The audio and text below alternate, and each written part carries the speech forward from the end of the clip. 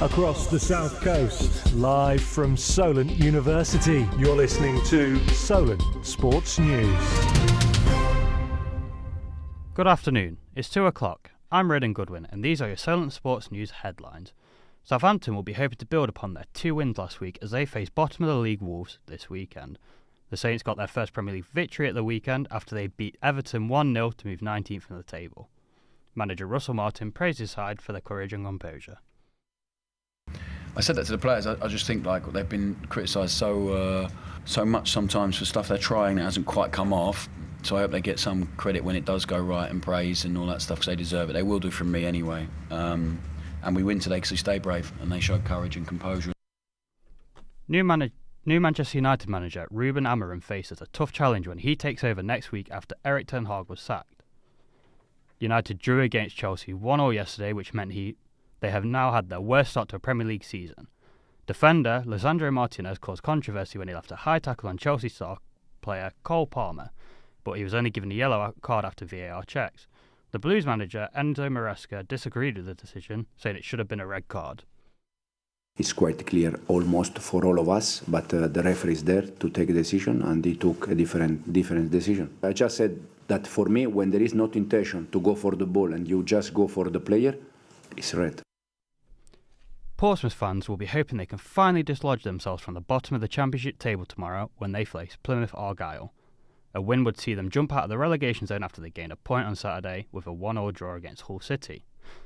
McLaren driver Lando Norris has claimed that Max Verstappen's win on Saturday was not talent, just luck. The Dutchman came from 17th place to win the race at the Sao Paulo Grand Prix, taking his championship lead to 62 points.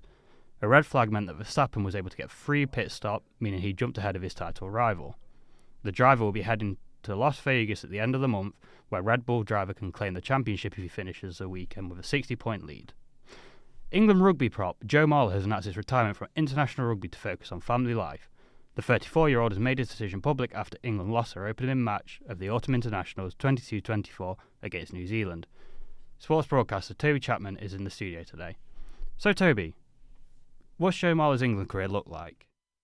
Joe Marler has been one of England's most reliable loosehead props. His first involvement for the England senior side came all the way back in 2010 when he was brought in for injury cover for Davy Wilson. 2 years later though, it was when he picked up his first England senior cap, when the side went down to South Africa for their 2012 summer tour. Since then he's been a regular player for England, everything coming in threes for Marler, 3 Six Nations title wins, 3 World Cup appearances, and it seems to be the third time and out for Joe Marler. He's previously retired from the international stage 2 times, but it appears to be the final time for the 95 cap international. He will be replacing Marler. 20-year-old Asher Opoko-Forgia is the man to replace Marler.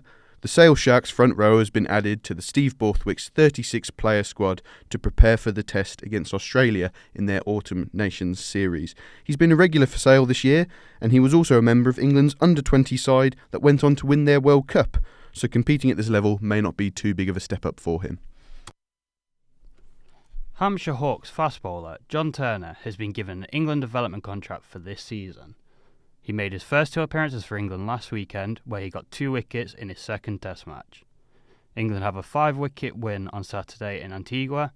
They set up a third test decider against the West Indies, which will take place on Saturday. That's all from us for this hour. I'll be back at 3.